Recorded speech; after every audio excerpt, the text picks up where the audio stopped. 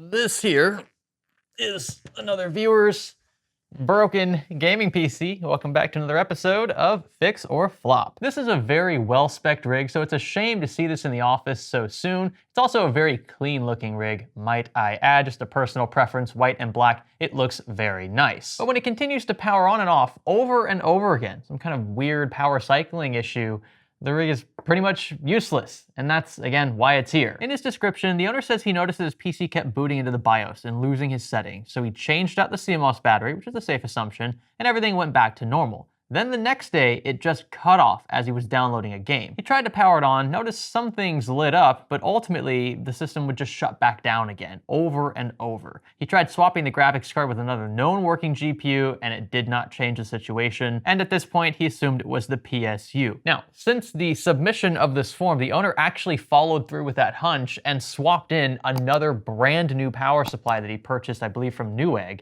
and that didn't fix his issue either. So I have his original card back in here. It was removed for a time, so it's been reinstalled prior to filming this scene here. And then I've also swapped back in his original power supply. I do have the replacement on hand. I told him though that if we verify that his original unit is still good, he might as well return the replacement and get his money back. So there's a lot going on with this one, but I do think based on its symptom, we can get it back up and running by the end of this video. I hope you will stay with me. Are you sitting on a gaming PC without an activated copy of Windows? Forget $100+ retail keys, instead snag an OEM Windows 11 key for a fraction of the price to unlock the full potential of the OS. Oh, and don't worry, they'll still remove those pesky activation watermarks. Just click the links below to get started today, and be sure to use our special offer code SKGS for a sweet discount on a variety of options including Windows 11 Pro, Home, and more. Hello there, and welcome to Fix or Flop. In this playlist, we attempt to fix broken gaming PCs like this one for free. So we don't charge for labor or replacement hardware if necessary, and that's thanks to your viewership. The fact that you click on these videos is why we can offer the service for free in the Central Florida area. Thank you so much for this privilege. If you or someone you know, by the way, has a broken system and you'd like a chance to have it fixed here in a video like this one, be sure to submit a form. It is linked in this video's description. Now, for some specs before we dive into the troubleshooting, this again is a loaded system, starting first with a Ryzen 7 7800X 3D. It's being cooled by a blacked out Noctua NHD 15S, and below that is a Radeon RX 7900 XTX. There's also 32 gigs of DDR5 in here. Of course, this is an X670E platform, so you can only use DDR5 with the later Zen CPUs, of course a Li & Li chassis, and a beefy enough power supply. Now, I've spent an extra day thinking about what could possibly be wrong with such an expensive modern rig. I'm very much hoping that we're not looking at a dead graphics card. A 7900 XTX is not cheap to replace, and that's just gonna hurt across the board. I say we go ahead and fire it up for the first time. We'll connect the portable monitor just in case we do happen to get picture out. All right, so as you can see now, we should have no signal on screen. I'm about to power this on for the first time. We'll see what happens together. Here we go. Okie doke, so it looks like all of our fans are spinning. It's a good start. RGB's working, so far, it is as described. But are we gonna get picture? We are gonna get picture out. That's weird. Wasn't supposed to send a picture out. Again, I'm not gonna complain. This is an expensive rig. Oh, never mind. I spoke too soon. Okay, I didn't catch on camera what just happened. So I clicked the record button. It stopped filming. And then the system just randomly shut off. This was after only a few seconds of it being on. So it's fired up here again. I don't want to keep this on for too long. I just want you to see the symptom here. Okay, so it turns off, and then it should try to turn back on. Maybe it's finally given up. So it is power cycled in the last minute, probably 6 or so times, which is definitely not normal. See, one more context clue. I'm just curious. Yeah, see now we don't get any response from the power button. I haven't turned anything off at the power supply. It is just completely dead now. And we do have a set of debug LEDs here. You can see it's just powered off once more. I don't want to keep going here, but you can see that it does actually boot. So it runs through the post process, it checks everything vital, and then it does load into Windows. You saw that on screen. We also get the boot LED here. So I'm not seeing anything alarming, at least with initial checks. However, as I'm sure you can imagine, this behavior is not normal. It's certainly not healthy for expensive hardware at that. What I want to do first is look over every single electrical connection connection possible in this rig. This seems like some sort of short, like possibly the power supply is shutting itself off to save itself. And the fact that the owner already had a replacement power supply in here and saw the exact same symptom tells me that it's probably not the power supply cables themselves, but possibly the extensions or maybe even some other smaller connection like an RGB hub that could be going wrong. If we have something wired backwards, sending 12 volts or 5 volts down a ground or something along those lines, or even a standoff in an incorrect location can cause this sort of symptom. Switching to POV mode down here, you can see that's our HD audio cable. That is fully seated. I don't think that's our problem. We have a couple of fan cables over here that are connected. We have a unified front panel cable that's also connected. That's supposedly our replaced CMOS battery. The USB 3 cable here looks good, 24 pin above that, and our two 8-pin EPSs up top are also fully seated. I just reconnected this graphics card, of course, for filming this video, so I know these are fully seated, but what could be going on behind the motherboard tray? Not sure what to expect. Of course, it looks pretty clean. We do have this cable bar here. We're gonna remove this so we can see everything else. We do have a fan hub here. This is not shorting or anything. It's yeah, all covered up by a sticky pad there, so that doesn't look like it's our issue. We have a few SATA power connections. 24 pin on this side looks good. Two 8 pins for the CPU look good as well, as do our 3 PCIe supplementals. Okay, so at least on this side of the power supply, nothing's sticking out, which it's going to be a bit difficult to find our smoking gun after all. Also, if you're curious, this being a modular power supply, each of these connections back here is also sound. Now, when it comes to what I expect are electrical issues or strange power delivery behaviors in rigs like these, I tend to want to isolate as many variables as quickly as possible. And the reason why is because if you account for individual wires running to all sorts of places across this PC, right, there are so many different places for things to go wrong. If we've punctured insulation, just one wire running to, let's say, the motherboard through the 24 pin, right, that might be extremely difficult to find if we have a bunch of other stuff still connected. So I'm going to start removing things one by one until we have an isolated platform. I think what I want to do is remove this graphics card entirely. We'll maybe run in like a GT 1030 just to bypass PCIe supplemental power, and then we'll start removing other fans and things that just aren't as vital for this rig. Now, unfortunately, since we know more or less that this symptom arises from two different power supplies, I won't really have a choice here but to continue power cycling the rig after manipulating some variable, either removing a component or rewiring something. All right, I'm not gonna know if I fixed the issue until the rig powers back on and stays on. So let's pull this beefy thing out first, replace it with our 1030, and actually, while I'm here, I'm gonna go ahead and remove front panel, which I can confirm is wired correctly. A few moments later. Right, so now at this point, it looks like everything non-vital is disconnected. The only stuff that should receive power at this point is platform related. So the motherboard, graphics card, CPU, and RAM. If the symptoms still exist at this point, then we know that we're looking at a serious hardware failure of some kind across one of these major components. I can also tell you that even though I am not able to visually inspect from behind the motherboard tray because of how this case is laid out, the arrangement of the standoffs,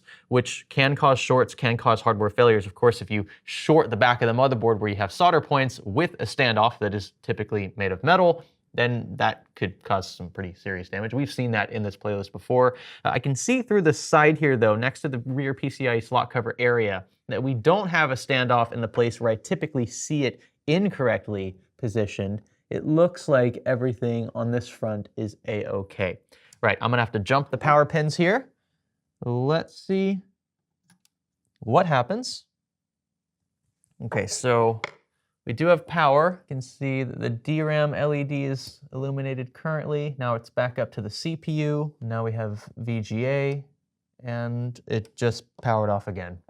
I heard it. It was difficult to see, but I could hear it. The power supply flipped off and then back on. Oh, okay. So I think this board needs to come out. I think I'm gonna pull the entire platform out at this point. I just don't like this behavior, and it's probably gonna involve a motherboard swap or a socket inspection. That's just the hunch I'm getting now. We know it's not the graphics card because the exact same symptom exists with or without this install. Now that doesn't mean that this isn't also causing some sort of problem unrelated to the symptom we're seeing. But for now, at least, we know it's not the cause of this. And boy, oh boy, is that a relief, because this thing is extremely expensive. It's also very powerful. And this is a really good looking example from ASUS. Oh, I should also note, I totally forgot to disconnect the Type-C cable here. I don't know how I missed that. It kind of just blended in, I guess. But I have isolated this just now, removed it, powered on, and the same symptom persists. So we know it's not this guy. Whoopsie, gotta turn that back off. There we go. And that connects to this side of the case here. So this like Lee & Lee chassis sort of has like some of the front panel on this side, and then the other stuff is here, and then a couple of buttons below that for like the reset switch and stuff. You know, I've got to say, the hunch the owner had about swapping his power supply wasn't a bad one. At this point, I probably would have already done the same had it not been for the fact that the owner had already swapped it. And we're still gonna have to check that, mind you. We're gonna be running his original unit through our inline tester just to be sure. God, removing things this way is so sketchy sometimes. Because I just can't make a habit of trusting anything anyone says in this industry, right? So we're gonna have to do that due diligence. But given the fact that 2 different power supplies supposedly have exhibited the same symptom, it tells me that we're probably looking at a socket issue. I don't know why I have that hunch, and I think it has to do with the inconsistency of the power on and off cycles. Like sometimes the system stays on for like 20 or 30 seconds, and then other times it stays on for like 2 seconds. Like, what is that about? And you can see here now, I can visually confirm, so that standoff that typically goes here for MATX boards is missing. That's a good thing. For an ATX board, that should not be there in most cases. And so we are looking good on the standoff front. I don't see anything here that could possibly be shorting this board. Let's fire up the original unit here and make sure that we don't have any warnings. It so far is not making any noises, which is a good sign. You can see those are our voltages to the 24 pin, all look good. Same for CPU and PCIe. Voltage for SATA also looks good. Ripples, no problems there. Timings as well. So across the board, at least at idle conditions, this power supply does pass our smell test. And that means whatever is wrong with our rig is very likely right here in front of us. I don't suspect we're looking at a DDR5 issue, only because when the system did manage to post, albeit for a short amount of time, it detected both DIMMs. 32 gigs in total, so that's 2 16 gig sticks. And typically when DDR4 or 5 fails, it fails all the way all at once. So when the DIMM in question is fully seated, it prevents the system from posting outright. And speaking of, yes, both of these DIMMs are fully seated. Another place I like to check early on is rear I/O. So each of these ports is again a set of pins running through them. I want to make sure that nothing here is crossed, bent, missing. Any short back here could definitely cause the symptom we were seeing.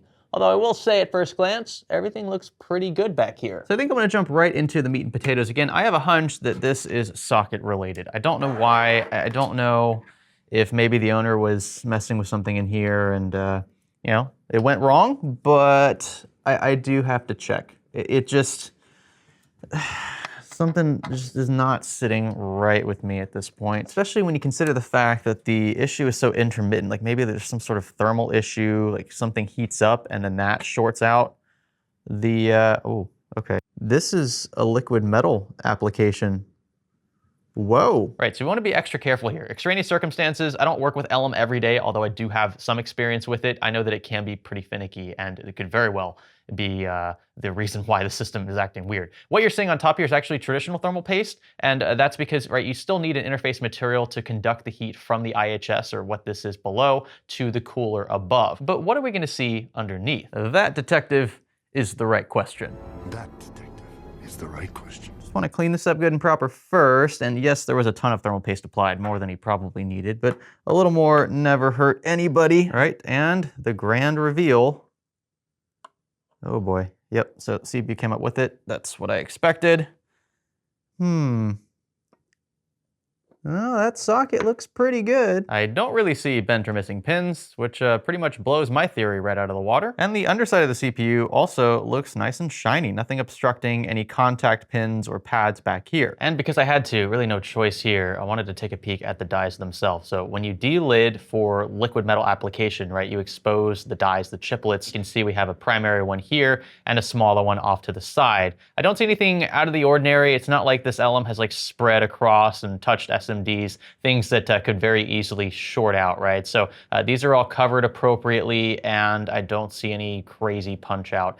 I think at this point, we don't really have much of a choice. We're gonna have to swap in either a known working CPU or replace his original motherboard. And the easier of those two typically is swapping in a new CPU. So I've got a Ryzen 9 7900X here that I know works. What I'm gonna do is take another X670E board that I have on hand. I'm gonna throw in the original mounting hardware as well as the original socket mechanism for locking the CPU in. I definitely don't wanna try delidding my CPU for the sake of trial and error. So we're gonna try to keep the variables on his platform the same apart from that LM application and attempt to rule out his board as the culprit. This layout's also typically standardized, so we could swap in, say, from a Gigabyte board, a similar locking mechanism, and the whole should line up. Not a huge deal, especially for short-term testing like we're doing here. So this came from a Gigabyte Aorus board.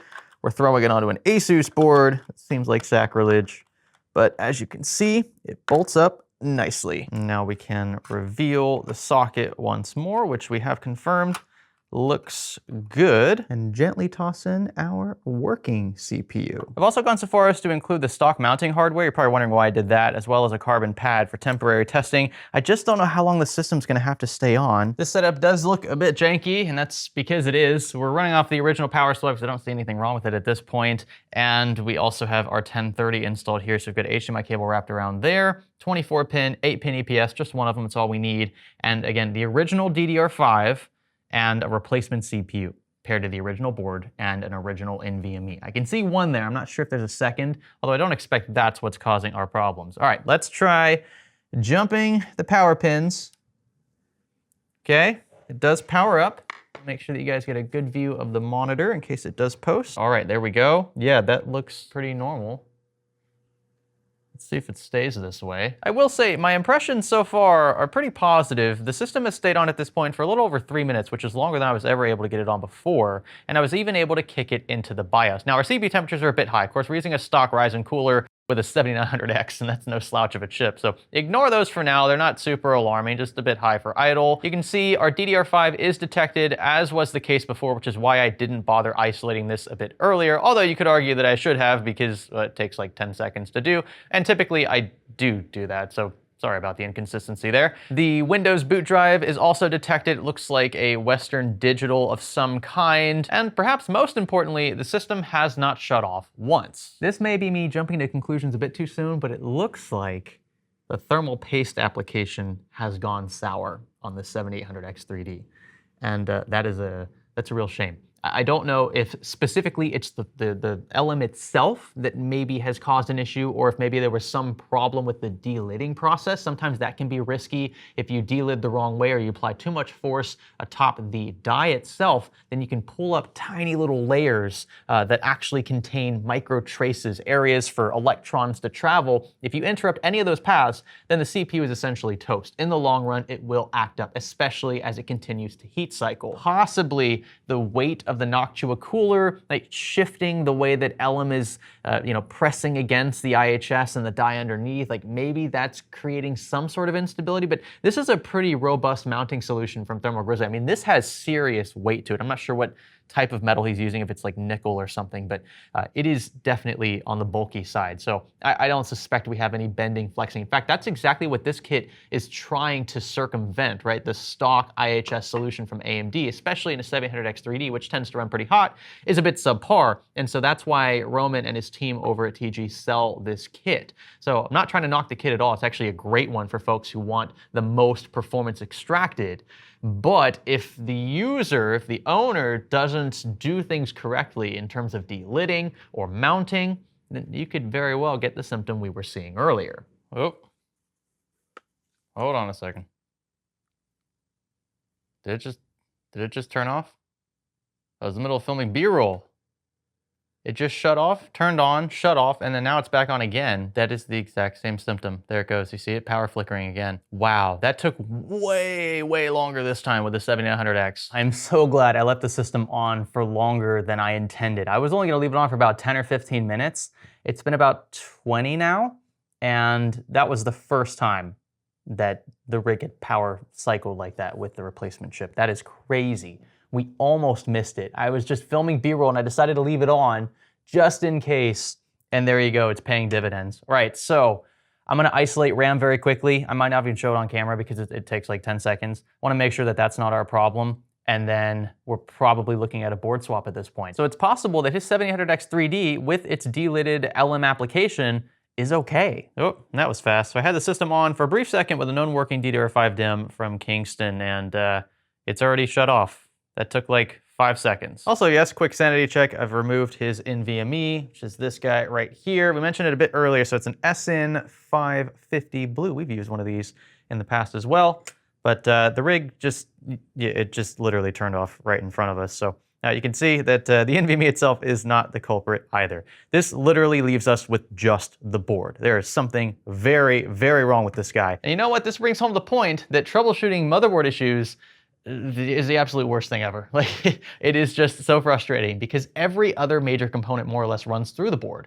And so if you suspect that maybe you have a dead graphics card or a bad CPU or bad memory, all right, all of that could be caused by the motherboard instead. And you won't know that until you've disconnected everything else, essentially rebuilt the entire rig. So just a hassle, but comes with the territory. I think this one is pretty much a slam dunk motherboard swap. By the way, in case you are wondering, yes, I did isolate the power supply as well. Given this is really the only variable we haven't fully tested yet apart from using our inline tester, I swapped it completely with our Nightjar fanless unit that we've used in many episodes in the past. This still resulted in a no post. In fact, I couldn't even get the system to power on with this particular unit. So I'm unsure of how the owner's power supply is handling whatever it's detecting is wrong with the motherboard. It's possible at times it allows it to fire up, but then at other times detects a short right away and prevents the rig from fully powering on. So with much of the owner's original gear transferred over to our replacement board, this being an X670E Aorus Pro, it's also a white PCB board, which I think will blend nicely with his Lian Li chassis. I was ready to reintroduce it to the case and get things wired up as normal. I honestly don't remember how I got this board. I don't know if it was given to me or if a company shipped it or if I just bought it myself, but it's been sitting in the closet. I don't have any immediate use for it, so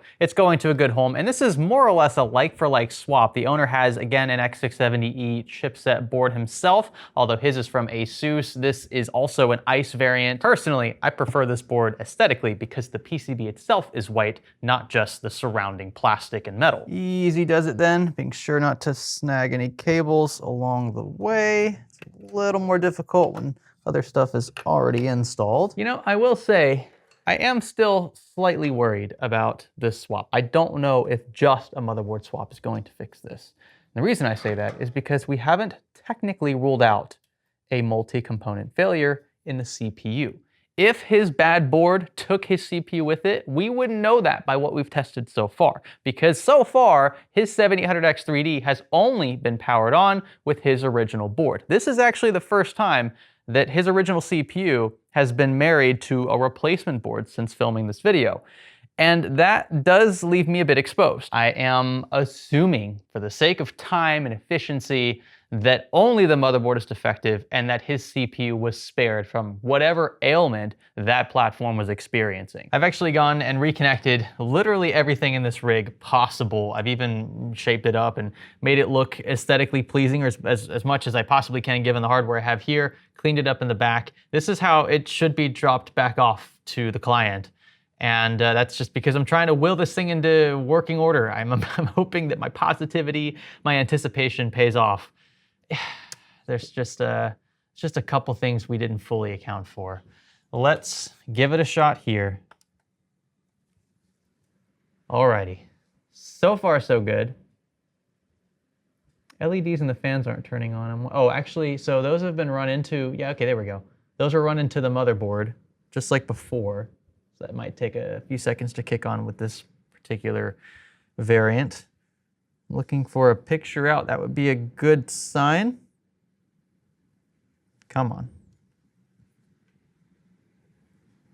Please send a picture out. Power cycling. Fans ramped up, now they're ramping down. It might do this once or twice more. This is what later Ryzen stuff does. Training memory takes quite a bit for the first time on these platforms. There it is, fired up again. This is not the same symptom, mind you, as what we were seeing in the beginning. This power cycling is actually normal and healthy, especially during the training memory process. And there we go. So that's our post. Now, we can't celebrate too soon. We should probably hop into the BIOS, make sure that things are configured there, enable DOCP if necessary, or Expo, and then try loading back into Windows, which was, again, installed on that NVMe that we transferred over. There's also a hard drive in here. That was reconnected, so that should be detected in the BIOS as well. But this, so far, is a good start. Wow, check that out. CP temps are super chilly, 26 degrees Celsius, and they are just pegged there. No fluctuation at all. That's super stable, super low, even though we're at idle conditions. That's, I think, a reflection of LM. And that tells me that our reapplication also paid off. So I'll tell the owner to watch this long term, but that's a good start. I'm also gonna swing down here to XMP Expo and enable XMP1. We'll see if this sticks. It might be a bit finicky, but it's gonna involve retraining memory again. Now this was a motherboard swap again, so we might have to reconfigure a few different drivers and files. Looks like that was pretty fast though. I mean, it's an identical chipset, so there shouldn't be too much of a difference between them. I think it's gonna restart once more. I wanna catch this live just in case anything happens, so I apologize if there's a bit of dead space in this one. I just think it's super important that you see everything here, especially if you're experiencing a similar symptom. Oh, wow, look at that. That was super fast. Okay, SN550 for the win. This effortlessly loaded into Windows. So far, so good. And well, I was hoping to log into Windows to run a couple of burn-in tests just to make sure that under a heavy load scenario, the rig still remains stable. Although, it should be noted that we were seeing instability even with the system at idle conditions. So I don't expect whether it's under load or at idle to really have a bearing on whether the system's gonna randomly power off or not. I will say the rig's been up for about 10 minutes now and it has not faltered, which is a great sign. This is much better than anything we saw prior to the motherboard swap. I just can't sign into Windows currently because TPM was reset, and until I have the owner respond with his email so that I can send him a reset code to get in, I'm more or less locked out. That's something he could very easily tackle on his side, but for now, this is sort of the end of the road for me. I can't go any further without reinstalling Windows, and while there's nothing super important or sensitive on this Windows partition, apart from some games, the owner said it wasn't a big deal if we wiped it, I'd like to preserve his OS as is, if possible. That leaves us with only one remaining task then, trying to figure out what went wrong with the owner's original motherboard. And to do that, we'll need to remove all of these screws. And that's to reveal this goodness here, a fully exposed, more or less, PCB. This allows us to see all of the small nooks and crannies. You have power delivery, VR, MOSFET area here. This is where oftentimes you'll find burn marks if things go south quickly. Of course, we already saw the socket earlier, so I left this together, but I've just been combing over a majority of this board, and I've got to say, there doesn't seem to be anything sticking out. Like all around, this looks pretty clean. Now, if you recall from the owner's original description, all of this seemed to stem somehow from a CMOS battery swap, which should be pretty basic on the surface, right? This is a pretty easy latch mechanism here to maneuver. You replace the battery and then boom, your BIOS settings are no longer reset every single time. And according to our multimeter, yeah, 2.6 volts. I don't think this was brand new. Was the answer staring me in the face the entire time? Why did I not check this sooner? Of course, I knew that the owner swapped the CMOS battery, but why did I not check CMOS battery voltage? Now, the question is whether or not a dying CMOS battery can cause a system to power cycle viciously. The way that you guys saw it earlier, in some of these clips where the rig would power on for a few seconds and then abruptly power off, power right back on for maybe a couple more seconds, I've never seen a CMOS battery do that before. I suppose there's only one way to find out. Oh, and by the way, it's been over 30 minutes now. This rig with our replacement board in it has not faltered once. So I think it's safe to say, for now at least, that our swap has addressed the problem. I'm just unsure of whether or not the owner's board is usable, especially after we swap the CMOS battery. So this is going to be powered off. I think we can just, yeah, move on from this section of the video. I really need to make space on this desk. I want to see if we can replicate that power flickering issue once more. I suspect we can because, again, we've pretty much narrowed everything down to the owner's original board. And assuming that we can get the thing to flicker, what will happen after we swap the CMOS battery for a good one, like one that I have in one of my boards that, you know, showing 3 volts or 3.1, 3.2, whatever, not 2.6. Is that the magic sauce? I don't want to say I doubt it, but I have never seen this before. I love how I cleaned up the desk to make room for all this stuff, and now it's just dirty again. Like, it's one thing after another here. I am going to connect our nightjar unit to power. Pardon me. I'm gonna reach down here, grab this power cable, And I'm just gonna leave the camera running. Again, it's not gonna be a very appealing section of the video, but I want this all to be documented just in case we find that culprit. So right now, the rig is not even firing up, which is actually what it was doing with the Nitrina before. I didn't even think about that. It's just, oh, whoop, okay. Yeah, it's flickering. Wow, that is crazy. It's flickering even harder now. I know you're probably not gonna be able to see that. I don't wanna lift this up too much while it's attempting to fire up, but you can see there, we've got the board all assembled. I'm jumping the power pins right now, nothing's happening. And if this was a healthy board, it should have already turned on. It might turn on its own. Not sure why it seems to have a mind of its own. It shouldn't be doing that either, but it's just being extremely stubborn. There you go, you can see it's powering on and then off. I missed it the first 2 times before I clicked record, but that's essentially what it's doing. And this is more or less what the owner was seeing as well, which is no good. But is it the CMOS battery? I've got one here from a different board, and I expect this is fully charged up. If I can hold it still, there you go. So just over 3 volts, it's slipping. That's what we wanna see. Now we can pop this original one out, toss in the new good one, and give it another whirl. What's gonna happen? Oh boy. I'm gonna try to hold this upright a bit this time so you can see it power cycle in action. I expect it still will.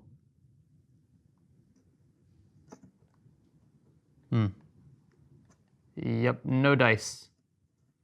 Jumping the power pins, and we've got nothing. Something else somewhere on this board is shorting pretty drastically, and I bet you it took the CMOS battery with it. That, I think, explains why a brand new battery would be showing lower than 3 volts. And actually, the owner just contacted me and said that the replacement battery was brand new from, I think, AutoZone. It's like an auto parts shop. There's no reason why a battery straight out of the box should be less than 3 volts. And so I think that something else with this platform is causing some sort of short, power surge. Who really knows? But yeah, it's completely dead. It doesn't want to power on at all anymore. It almost feels like I don't have my power supply switch flipped on, but I promise you I do. There's just no reaction. All right, well, I don't feel as guilty about just jumping fully into the whole motherboard swap thing. Like, I'm glad I did that in hindsight. I probably should have done a bit more testing before I did, so I got lucky there. But I think, oh, there it goes, it's power flickering now. I think, all in all, a motherboard swap was warranted. This thing has a mind of its own. Oh, it's staying on, nope, I was gonna say it's staying on for a bit there. Yeah, this is not right. This is not okay. Does it have anything to do with board flex, or? I just don't see anything obvious. I think it's about to post, actually. See how long it stays like that. Okay, all right, well, we'll just roll with the punches here. Okay, so that's a post. It's looking good so far. I don't know why it took forever for it to finally power up. It's like not bending to my will. That's not cool. But I imagine, because it was literally power flickering before it finally stayed up. Yeah, okay, it just did. Yep, just shut back off. I think at the very least this plays into the narrative that it's sporadic, right? Sometimes it works for a few minutes, a few seconds. I mean, there's no real rhyme or reason to it. Sometimes it doesn't want to power on at all. And that sort of inconsistency makes this an even more difficult case. I did not power it on just there. It just powered up on its own. This thing has a mind of its own. Look, it's posted again. I can't put my finger on it. I would dare to say that it has something to do with thermal cycling. I think the expansion of metal when things heat up is probably causing either improper contact or an open circuit somewhere that's causing the power supply to just trip, kill power across the board, and call it a day, right? Pack it up and go home. I'm about ready to pack up. I think we're done here. My replacement CMOS battery, by the way, is still showing north of 3 volts even after all that power cycling. So it's possible that the owner's replacement battery died after prolonged exposure to whatever symptom this is from this board. But I just was curious if mine was shot as well. So no serious power surges yet. That doesn't preclude any from occurring in the future. Another reason to have this board outright replaced. And it's a bit of a shame that we couldn't find the smoking gun with this board. I had a small hunch that it might have been that CMOS battery, but no cigar there. So if you guys want to pause the video and scan over this entire PCB, be my guest. If you see something, scream at me in the comment section. Be sure to tag where you see it, timestamp it. This is the back of the board as well, if you're curious. This looked clean as well to me, but I've missed things here before. My attention to detail sometimes is a bit lacking, but the socket, that's the most important thing. That looks good. The DIMM slots for the RAM look good, PCIe slots, and our rear I/O. I don't really know where else to go from here without doing some serious probing, which is frankly not worth the time. If I can get away with swapping a board to circumvent symptoms like what you just saw, that's 9 times out of 10 what I'm going to do, just for the sake of time. I have to value my time and the essential implied cost behind that against the time it would take to properly troubleshoot, properly probe, and isolate whatever is actually wrong with that board. Then I need a donor board, or at least a replacement SMD, something that matches. I've got a solder that involves usually pretty fine tools, and that's assuming it doesn't involve maybe a memory chip, or, well, not in the case of a motherboard, but maybe a chipset issue or something that maybe requires special soldering equipment that I don't have here.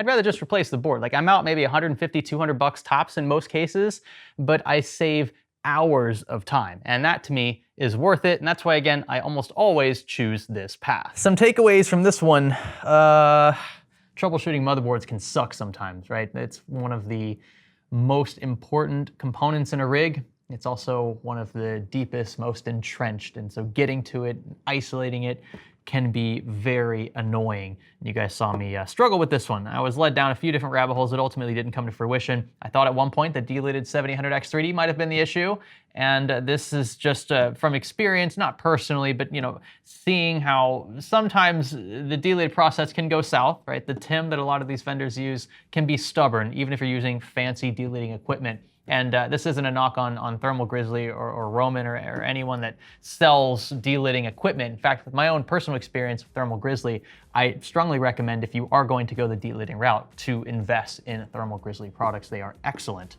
But in this particular situation here, right, based on what we were seeing, I thought at one point that could have been the issue, and turned out not to be, because that deleted chip is back in this rig with a replacement motherboard, and it's running just fine. You can see it stays powered on. There's no power cycling anymore. It was all because of that annoying motherboard. Now remember, if you or someone you know has a broken system like this one, or well, like the way this one was, and you'd like a chance to, have it fixed for free in this playlist, be sure to submit a form. It is linked in every Fix or Flop video description. We only ask that you be local to the Central Florida area, or willing, at the very least, to drop it off and pick it up in person. If you want to drive 6+ hours to do that, be my guest. I just don't recommend it, because I can't guarantee a fix. All I can guarantee is that you won't be charged a dime, from me at least, in the process. You might have to pay for gas and stuff, which is again why I heavily stress that you be local, but nothing stopping you, I suppose. Thank you so much for coming along for the ride in this one. If you enjoyed it, be sure to give it a thumbs up. Consider subscribing and maybe leaving a comment down below.